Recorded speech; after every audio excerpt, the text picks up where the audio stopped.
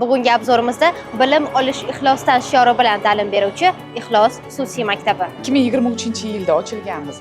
Bu maktabga kelganimda birinchi ballarim juda ham past bo'lgan. Hozirgi bolam bilan biz S to'shi ustida ishladik.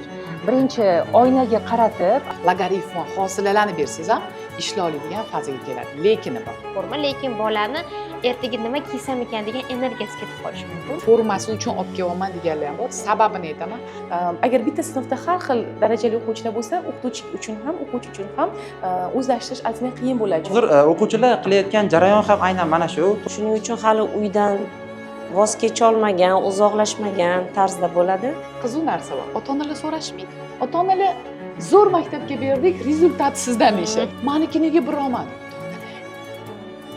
Yarashmaydi bu kimlar? Ustozimizda IELTS darajasi 9. Hozircha maktab ichida telefonsiz yurish men uchun qiyin ish emas. Umumiy olganda bir oylik bahosi qancha?